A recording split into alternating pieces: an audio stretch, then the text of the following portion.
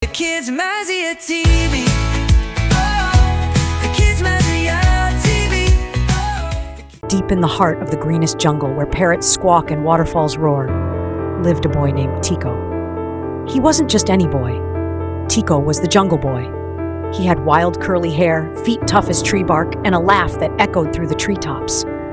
Raised by the forest animals, Tiko could swing from vines like a monkey and swim like a fish. Tiko lived in a cozy treetop hut with his best friend Nanu, a clever red-furred monkey. Every morning they would race the rising sun, leaping from tree to tree, playing hide-and-seek with toucans and teasing sleepy crocodiles in the river.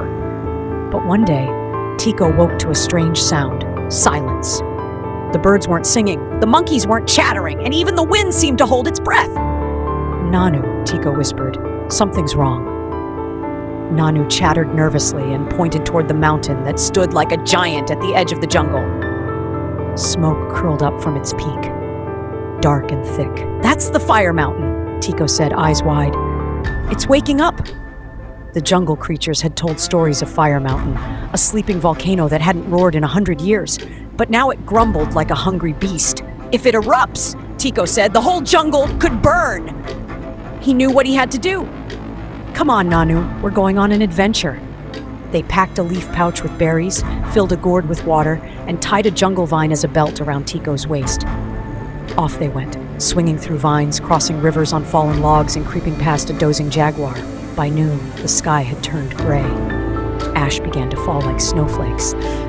Still, Tiko and Nanu pressed on. Suddenly, a deep rumble shook the ground. Birds burst from trees. A boulder rolled down the mountain path. "Faster!" Tiko shouted. At the mountain's base, they met Baru, the wise old elephant. "The fire spirit is angry," Baru said, flapping his large ears. "You must find the crystal leaf at the top of the mountain. Only it can calm the fire." Tiko nodded. "We'll do it." The climb was steep and smoky. Rocks were hot underfoot. Lava bubbled far below. Nanu scampered ahead, guiding the way. Suddenly, crack! The ledge beneath Tiko's foot gave way. He tumbled, grabbing a root just in time. "Hang on!" Nanu squeaked. Tiko pulled himself up, scraped but determined. They reached a glowing cave near the summit. Inside, nestled in stone, was the crystal leaf, a shimmering, glowing leaf made of light. But it was guarded by a giant stone statue with eyes that glowed red. As Tiko stepped closer, the statue's eyes lit up brighter. "Wait," whispered Tiko. "What if it's not guarding it, it's protecting it?"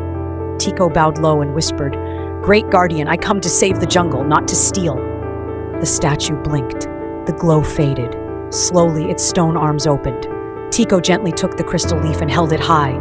The wind howled and the volcano rumbled again. But then, a swirl of green light burst from the leaf, wrapping around the mountain. The earth calmed. The fire cooled. The smoke faded. They had done it.